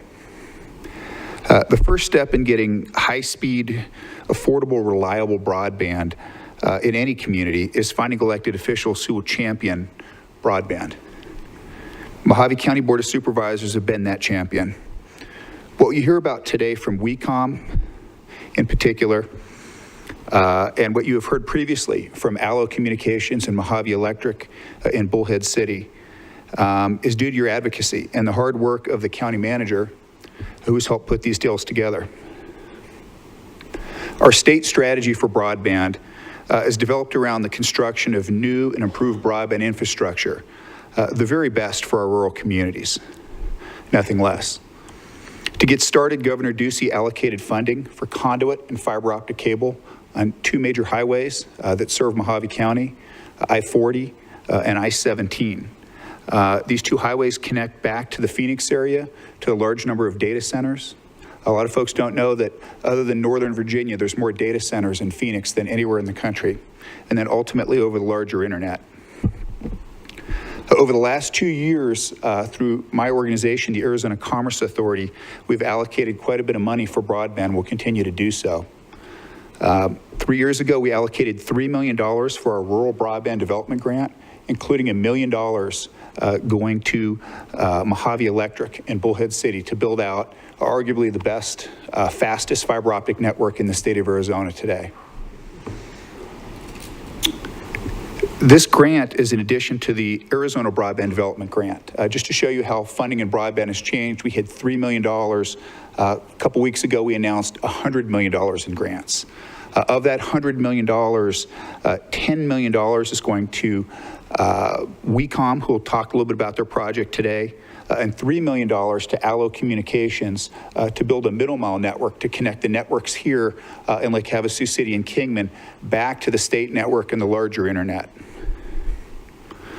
Coming soon, though, is the IIJA BEAD funding. This is the largest of the federal funding allocations for broadband. This is a once-in-a-generation opportunity. I liken it to the rural electrification in the 1930s under President Roosevelt, or the building of the interstate highway system in the 1950s under President Eisenhower. We're working very hard to be prepared for that. The BEAD funding will put Mojave County in a position to upgrade not just the cities, but the rural markets as well. And the grants that you'll hear about today also lay the groundwork for that type of expansion. When the BEAD funding is complete, Mojave County will have the best broadband in the state of Arizona, better than any other county, better than Maricopa County. And you all should be very proud of your advocacy to make that happen. Again, I'd like to thank the county supervisors from Mojave County, the county manager, for your ongoing support as we build out arguably one of the best broadband networks in the United States of America right here in Mojave County. Thank you. Wow. Thank you, sir.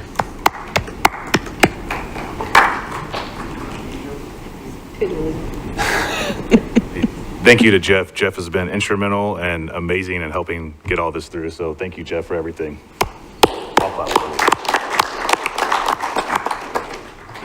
Chairman and supervisors, thank you very much for having us and taking the time to listen to our presentation, to understand kind of what we've prepared and what our plan is going forward. So I'm Paul Fleming from WECOM.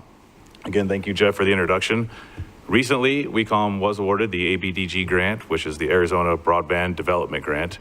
We were awarded $10 million to help facilitate a fiber build throughout Mojave County and Arizona. I'll take just a second to go over our company, and then we'll spend most of our time on what our plan is. I'll wrap it up pretty quick and won't bore anybody with the overall details. WECOM was founded in 1956 here in Kingman. WECOM's been in business for over 60 years. In that time, we have expanded down to the Phoenix area and up to Vegas, but our roots remain here in Kingman. We were started here. It's on the 3rd generation. It started with Mr. Trahan's father. It was later passed down to Mr. Trahan, and then I bought it about 13 years ago. Since that time, the company has changed names. It was known as Western Electronics and Communications, and when we became a C Corp, or from a C Corp to an S Corp in the 80s, we changed our name to WECOM. But the entire time, it's been the same company, privately owned, and always been in telecommunications. Granted, that's varied from pagers to huge satellite dishes to all different variations. It has always been in telecommunications.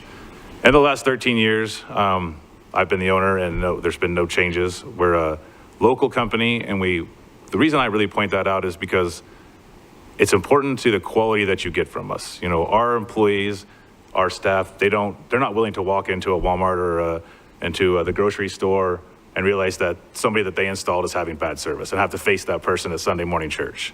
So being a local company, it is very important to them to produce and deliver extremely great products the entire time. And that's really the main thing that I wanted to point out by kind of talking about our company and our history here in Kingman. But if we kind of move in, we've been working on building fiber for a while now. Right now, we're in the construction of building, what I have up there is 1,200,000 feet of fiber. We've already constructed quite a bit of fiber. We're happy to announce that in less than a month, we'll have the entire airport built. We'll have fiber running through every street and to every single business that's wanting it in the airport in less than a month. We're building a fiber network that goes up to Peach Springs that will cover all of Peach Springs. We've been working with the tribe for multiple years on this. This is a previous grant that we won under the Reconnect program. We've already built quite a bit of fiber. We have 1,200,000 feet in production right now. And we also have a fixed wireless network that has thousands of customers on it that over time will migrate onto our fiber network.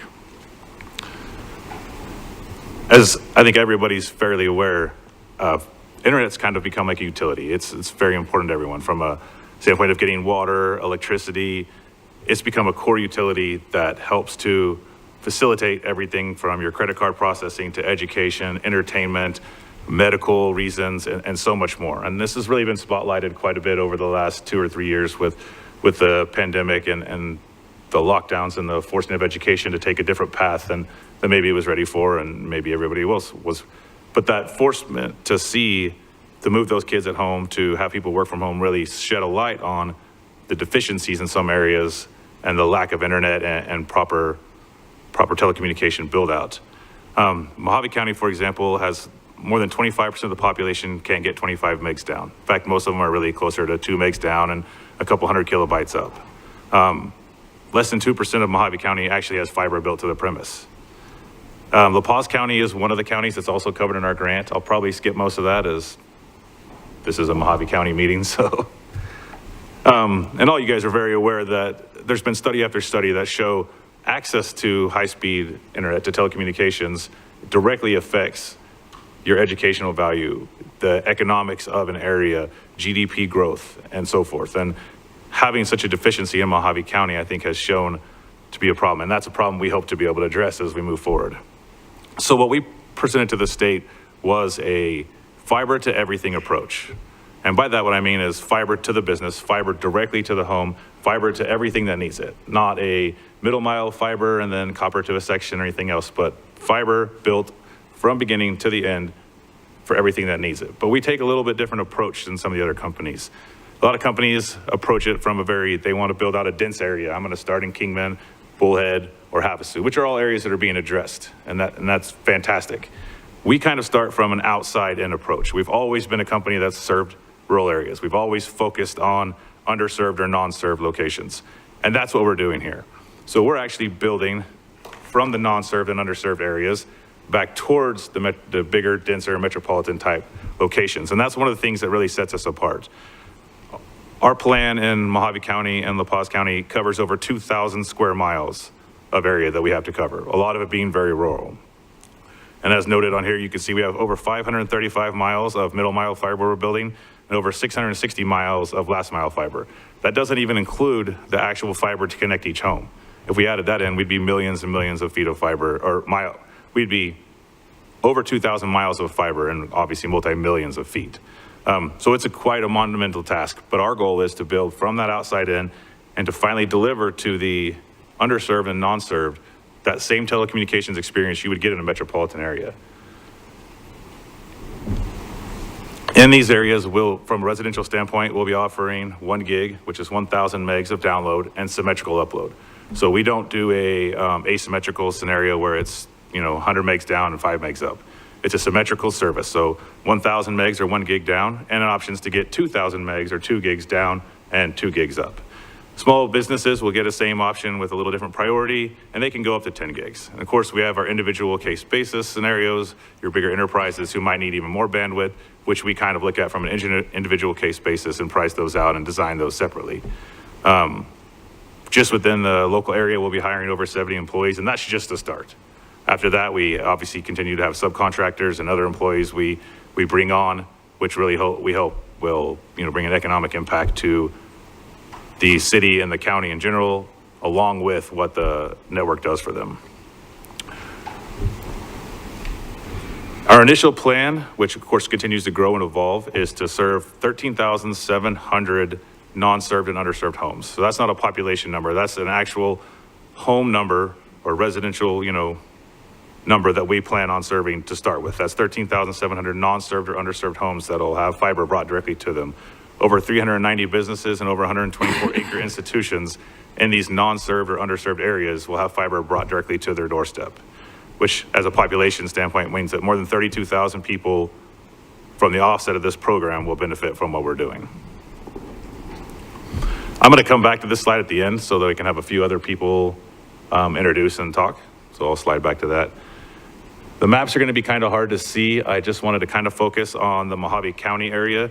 This network spans all the way from Meadview, up from Lake Mead, coming all the way down, hitting White Hills, Dolan Springs, Chloride, coming all the way down that throughout Golden Valley, focused on rural and non-served areas, people that don't have service. This, of course, includes going east into Yucca and covering all these different areas outside of the metropolitan locations or the dense populations that we talked about earlier. Again, I apologize that the map is a little bit hard to see, but it kind of gives you an overview of how big of an area we're talking about, going all the way down through Parker and Quartzsite and a little bit further south of that even to be able to connect into the Yuma area. So it's a monumental task that we've taken on. The state's been fantastic in supporting us in this. The county's been fantastic, and we appreciate all the support from every supervisor, from the county manager, from the director of economic development. Tammy has been fantastic, and thank you for her support, and we appreciate everything you guys have done. We believe with 100% conviction when this is over, it will change the face of the county for the better, without a doubt. Like I said, we'll skip La Paz County again. Thank you to Jeff. He's been instrumental in helping guide us in this process and being able to get this grant money. Ms. Ursenbach's done fantastic, and she's been a great help, and all the supervisors' support has been monumental to us being able to come this far. I'd like to take a minute. We've put together a really fantastic team. We have a capital funding team that brings together management resources to access materials. As you guys know, materials have a very long lead time right now, 9-10 months to get fiber, things of that nature.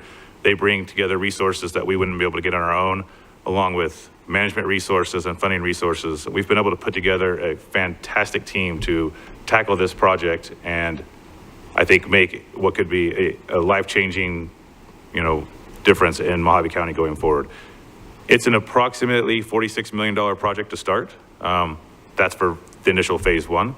And that'll, of course, there's multiple phases to this, but from the Arizona Broadband grant project that we're talking about, it's an approximately $46 million project.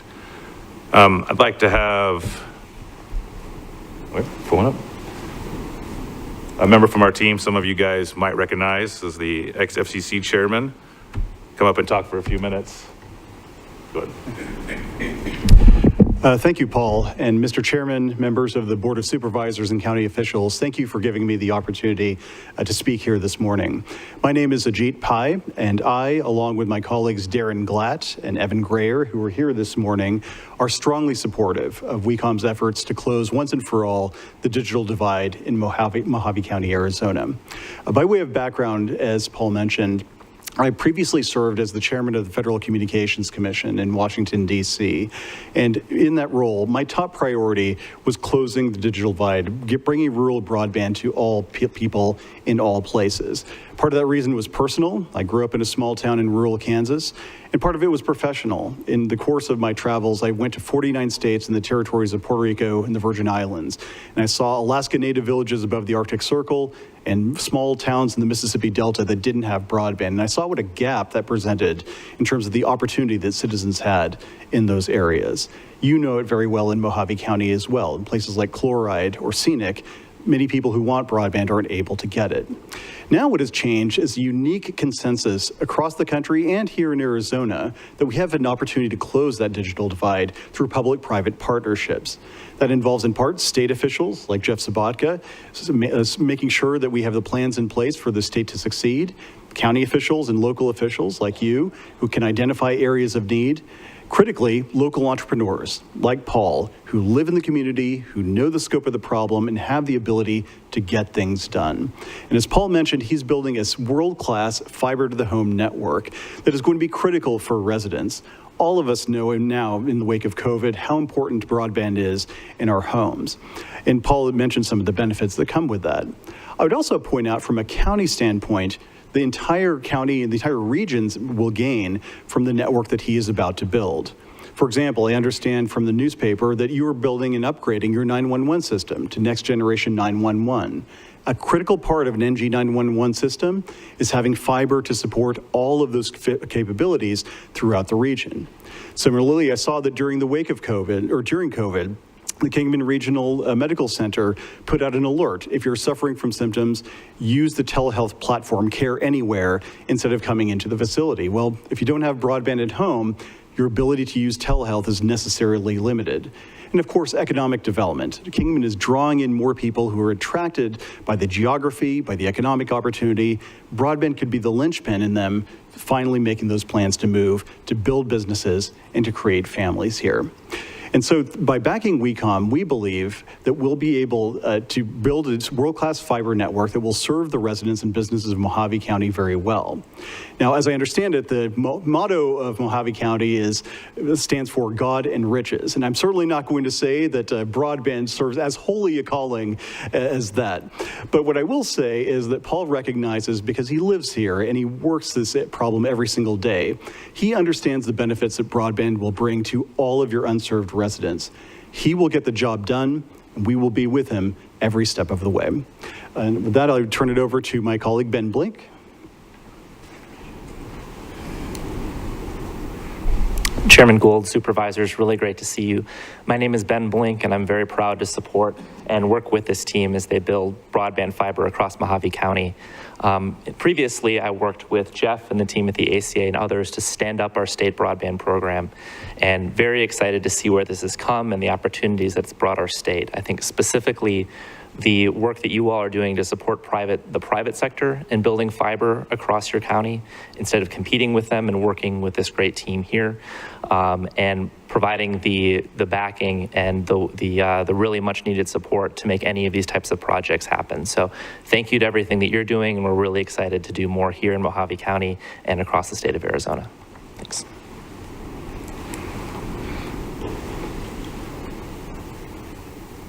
Nice day. We didn't want to take up a lot of time, but I thought it was important to see the resources and power and the efforts being put behind this, the team and the talent that we've gathered together to be able to move forward and really conquer this problem. And so I appreciate all the support and the help from everyone. It's a very, very exciting time. What we've already have planned, what we have for our phase 2, phase 3 plans is next level, and they are accurate. We are building a more functional, a better delivering, and a more redundant network than you will see in Las Vegas or Phoenix area. Redundancy plans across the map for failovers and things that you just don't have anywhere else. And it's a very exciting time. I could probably talk about this for the next 5 or 6 hours if you guys want to keep going. But I might lose a few people. But that was really it. We just wanted to kind of briefly outline what we've got going on. I know that there'll be some different meetings where we'll do some more one-on-one and go deeper into what's going on in each area and how we're addressing them and what's going to be able to be built first, and tackling or tandem onto what we're already building. So we just wanted to keep it high level for now. And if there was any questions, I'll happily take them. And other than that, I'll leave you guys alone. Questions? Appears not. Supervisor Johnson, questions? None, Mr. Chair. Thank you, sir. Thank you, sir. Thank you very much for your guys' time. Appreciate it. Chairman Gould. Supervisor Lingenfelter. I would have a couple questions for Mr. Sabatka, if you'd come up to the podium. Jeff, I appreciate you coming up to be here with us this morning and sitting through our board meeting. I think when you look at the combined efforts of MEC and TCN and WECOM and Allo Fiber, and we've seen over $100 million, it seems like, of private and public capital being invested into state-of-the-art broadband.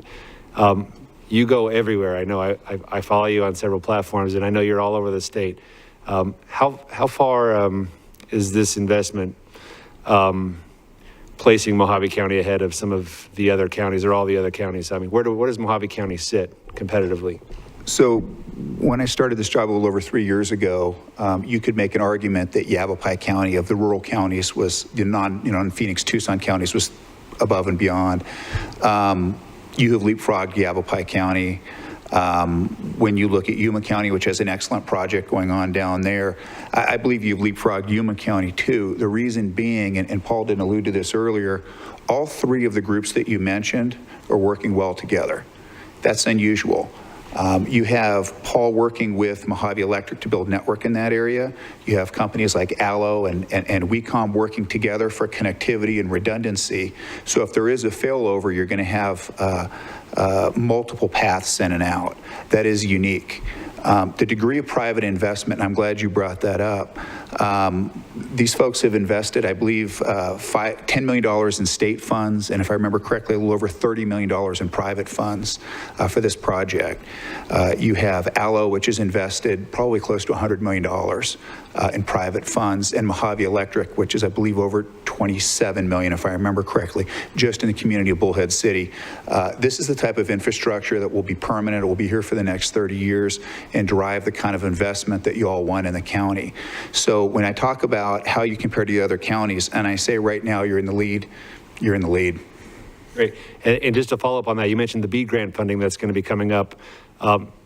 These investments that we're seeing now, that's going to really put us in a great position when that BEAD funding comes out to outfit communities like Colorado City, some of the outlying communities that have had a tough time. Correct. The BEAD funding is geared towards these last mile networks that are built with fiber.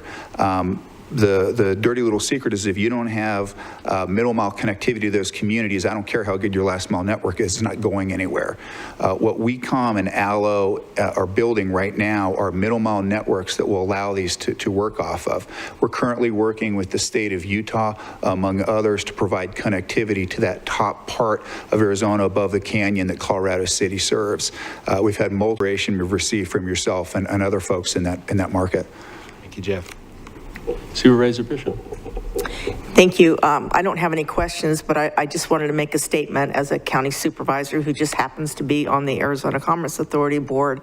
I want to personally express my deepest appreciation to you, Jeff, and to Governor Ducey as you've worked to kind of bring this closing of the digital divide to Mojave County. And we're fortunate not to receive just one grant, but 2 out of the 20 broadband grants that were awarded statewide. So I just wanted to thank you for your part in that.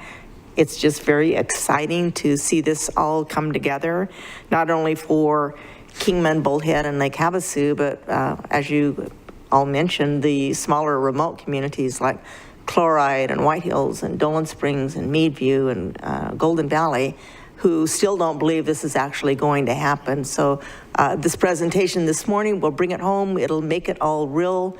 And I think we'll pull this county together with the excitement that this is bringing as far as education, economic development, telemedicine.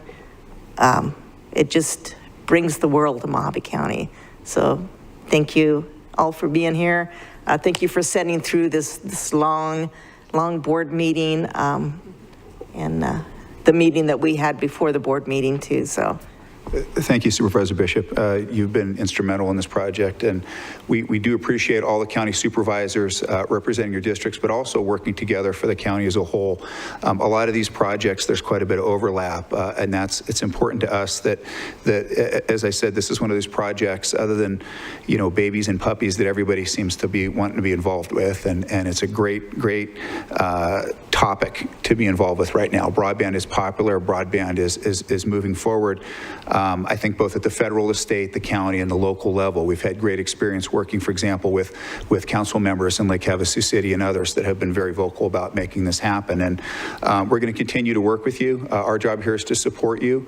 It's not my job to sit in Phoenix and dictate policy. Our job is to listen and work with you to make this happen. And I would hold out Mojave County as an example, and as I have to folks nationally, about how we can work together at the various levels of government to make this happen. So thank you again for your leadership. Thank you. Thank you, sir. Supervisor Lingenfelter, is that it? There's no action required on this. Thank you.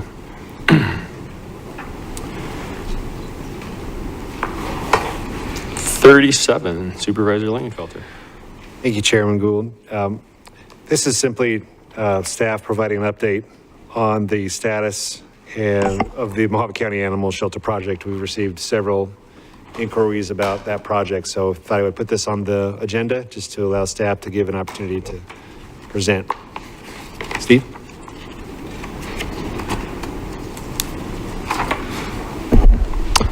Chairman Gould, Supervisor Lingenfelter, members of the board, thank you for this opportunity to bring to your attention an update on the progress of the Kingman Animal Shelter. I believe we have a presentation that we can put up on the screen for you to see. Thank you. First, I'd like to recognize my colleagues, Nicole Mangiamelli, Barbara Spoonhauer, Mike Garman, in collaboration with Michelle Fink in procurement, and vigorously guiding the planning and development of this project and keeping it on a successful path. The project is to be delivered as a design-build project. We have successfully retained the services of Woodruff Construction as well as JWA Architects, both out of Flagstaff, to pursue this design-build project, which has been underway since March. Right now, we're on track to deliver an approximate 8,000 square foot building with a substantial amount of roof area, actually more than double the building area. And you'll see some of those elements in the next slide. Providing about a 50% increase on dog and cat habitats, as well as a very well laid out public and private areas, as well as separate dog and cat adoption and showing areas as well. Next slide.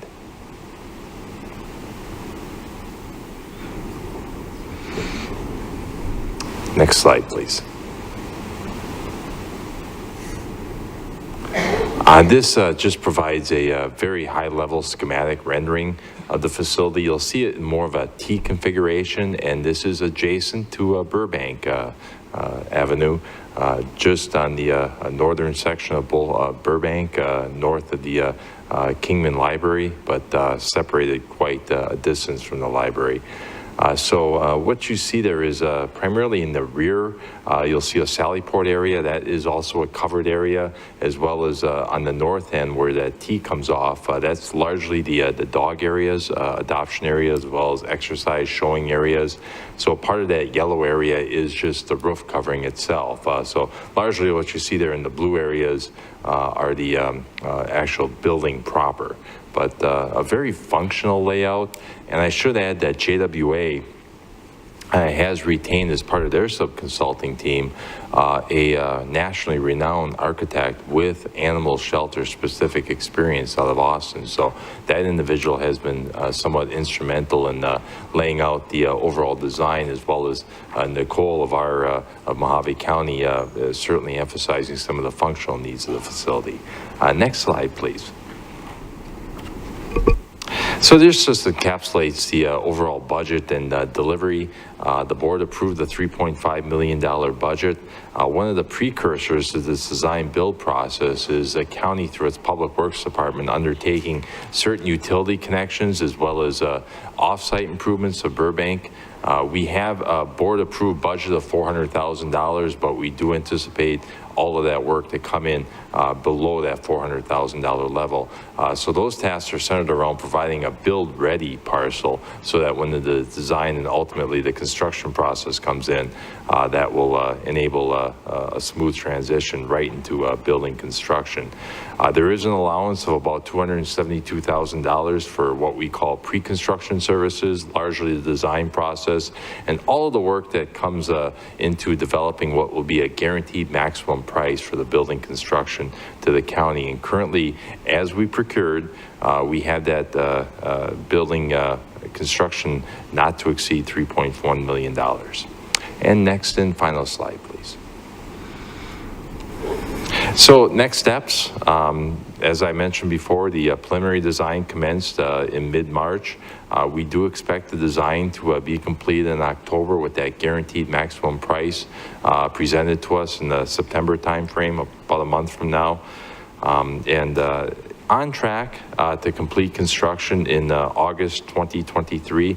And this is despite some supply chain issues. In fact, the design build team is kind of going back and reassessing what type of building structure they wish to proposed on ultimately under that guaranteed maximum price. It was originally thought that it would be a metal building, but that was presented to us just before Russia invaded Ukraine, for example. So a lot of things became uncertain just as we were launching this project. But regardless of the uncertainty, we got a very skilled design build team, and of course with our county staff as backstop to ensure project progress and development towards success. We are still comfortable and confident that we'll see a sound proposal from that Woodruff construction team in September and be able to bring something in front of the board, a little bit later on.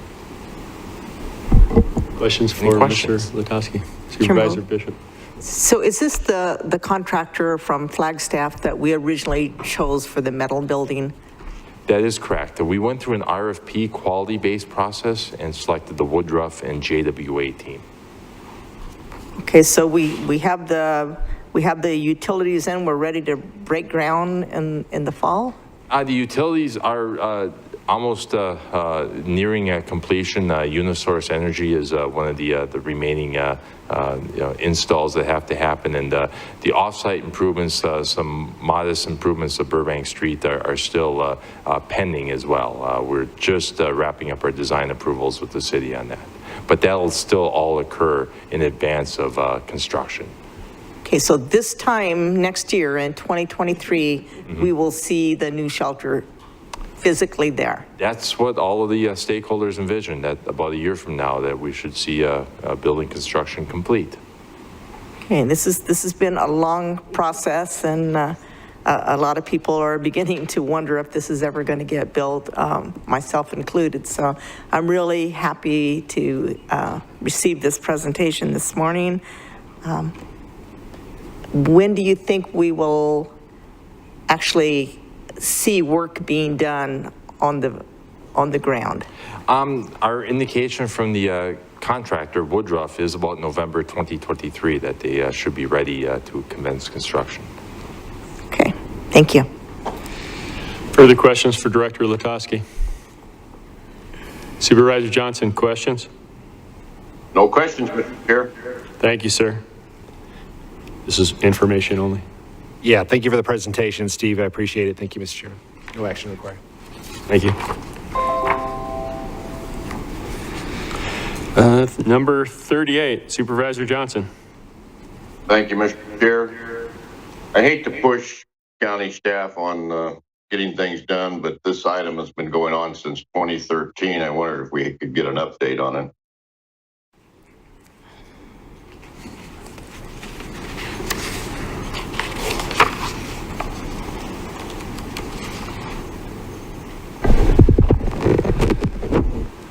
Morning, Chairman, Board of Supervisors. Electronic timekeeping. So Supervisor Johnson, the way you wrote the item, you were inquiring about time clocks and time tracking.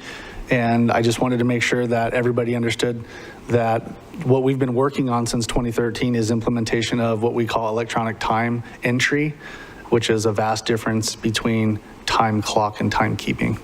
So I guess my question back to Supervisor Johnson would be, are you asking us about whether or not we're working on seeking a solution to do time clocks, or are we continuing to work on our electronic time entry?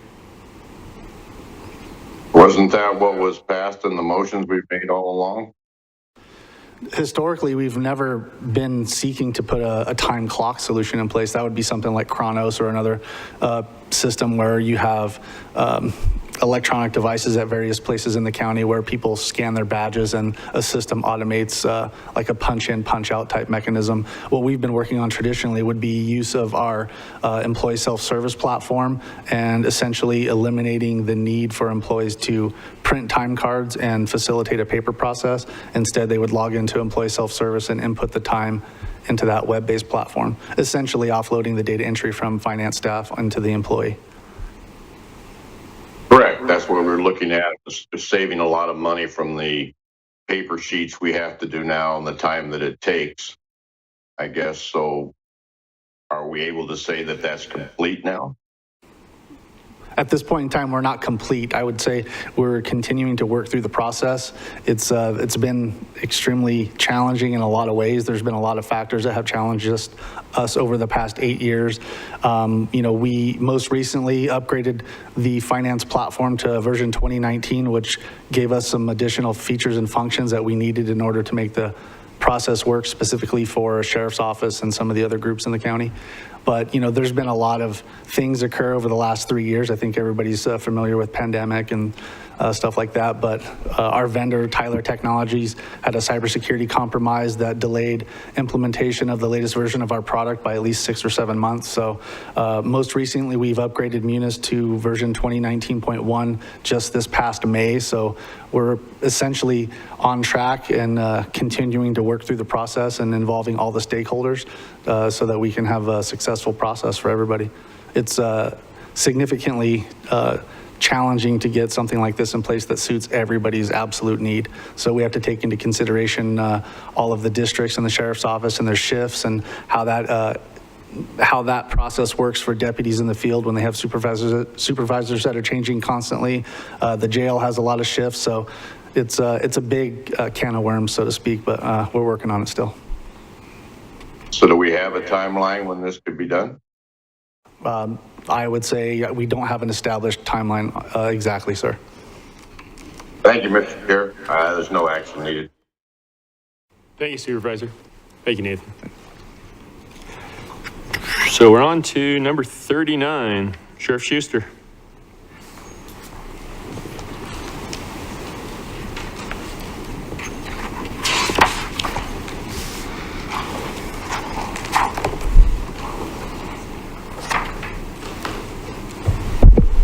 Well, good morning, Chairman Gould, members of the board. We had actually sent over 4 items that were listed for the consent agenda. 3 of them didn't make it onto the consent agenda, so we'd be happy to go over them right now. The first one being item 39, which is the SCAP grant. SCAP is the State Criminal Alien Assistant grant that we get every year. This is basically reimbursement through the DOJ for incarceration costs of illegal individuals within our facility. It's a relatively low grant. We don't see a lot of illegals, but this is routine and this is a yearly grant. So we would ask that the board approve this item. Questions for Sheriff Schuster? Supervisor Bishop? No questions, but I would make a motion to approve. Second. You've heard that motion and second. Any further discussion? Hearing none, all those in favor say aye. Aye. Those opposed say nay. The ayes appear to have it. Do have it, so ordered. Item 40, Sheriff. Chairman Gould, members of the board, again, this is a housekeeping grant. It is a routine grant. This is ICAC. It's the Internet Crimes Against Children grant that we, or not grant, I'm sorry, Internet Crimes Against Children agreement we have with Phoenix PD. This is a vital program that we maintain. This is an online program where we actively combat crimes against children. We've been very successful, and it's something we wish to continue doing, so we would ask that you approve this as well. Questions for the sheriff? Motion to approve. Second. You've heard that motion in second. Any further discussion? Hearing none, all those in favor say aye. Aye. Those opposed say nay. The ayes appear to have it. Do have it, so ordered. Item 41, Sheriff Schuster. Thank you, Chairman Gould, members of the board. This one's a little different. This is a big ticket item. This is a reimbursement through the 911 operating grant program. You may not be aware, but Mojave County is the fiduciary for all of the 911 systems in the county. I have actual staff here that I would like to speak on this if you desire, but in a nutshell, the county pays the bills. We are reimbursed through the state. We are in the process of an upgrade system that comes out to close to $3 million. As that money is spent towards these items, we collect the billing, we send it to the state, and we're reimbursed. Looks like we've got somebody from the Department of Administration. We do. In fact, I have Greg Dutton here. He's the state 911 coordinator, and I would really like him to come up if he's willing to do so and talk to this matter. Made the trip. Sat through the meeting. Sat through the meeting. Thanks for coming down. Sure, you bet. Good morning, Greg Denton from 8008, specific the 911 group. So I don't know what you want to know. I can give you a quick briefing on the whole project if that would be beneficial to each of you. Give us a thumbnail overview. Okay, so Mojave County, all 5 PSAPs, public safety answering points or 911 dispatch centers, are due to have the cutover, migration cutover, beginning September 7th and conclude, I think, September 20th for all 5 PSAPs. What that means is currently all 5 PSAPs are on Frontier network system for 911 service. That's going to be removed. And the state went for procurement for both the next gen 911 services from a core service system and also the local hosting system, which was awarded to AT&T. So AT&T will be the service provider for all 5 PSAPs. And the dollar amount that was mentioned is the contract. I think it's $2.5 million over 5 years. It is a reimbursement program from start to finish. There is a non-reoccurring cost that has already been forwarded from the state 911 office to Mojave County. And I think it's $506,000. It was sent over on June 30th. And then the remaining of, once the contract is set in place by AT&T and the systems are up and working, an invoice will go to Mojave County, and then the state 911 office will reimburse 1 full year, $405,000, I believe is the correct price. And then $408,000, excuse me. And then each year after that, it'll be an annual cost and annual reimbursement by the state 911 office. So there's no out-of-pocket money on behalf of Mojave County. The good thing about this network is it's multi-tiered, has redundancy, 3 layers of redundancy. So the citizens of Mojave County should have a much better 911 system than what they have seen in the past. And I think that's all I have unless there's any other questions that you have. It's kind of high level. Questions for Mr. Denton on the board? Hearing none. Thank you, sir. Thanks for coming up. Thank you. Thank you, sir. What's the pleasure of the board? Chairman Gould. Supervisor Lingenfelter. I'd make a motion to approve item 41. You've heard that motion in second. Any further discussion? I have a comment. Supervisor Bishop. 911, what is your emergency? That's all. Just a little humor. Thank you, Supervisor. Great. Chairman Gould, if I could take a quick moment just to make an announcement for your own edification. My assistant, Michaela Carson, she's been doing a tremendous job at the Sheriff's Office. She recently was promoted to our new dispatch supervisor position. She's in the audience, and I wanted to congratulate her for that. Go ahead and stand up, Michaela. And with her diligence, she left very large shoes to fill, but we did select Regina Marin to replace her. She's been employed with us for many years, and I'm very excited about her skill set and her attitude coming into the position. So the new assistant for the sheriff's office is Regina Marin. Stand up, Regina. Thank you very much. There's a motion on the floor. All those in favor say aye. Aye. Those opposed say nay. The ayes appear to have it. Do have it. So ordered. Attorney Esplin, no actions required on 42? We're asking the board to not take any action today. Thank you, sir. Anything else for the good of the order? Hearing none. We're adjourned.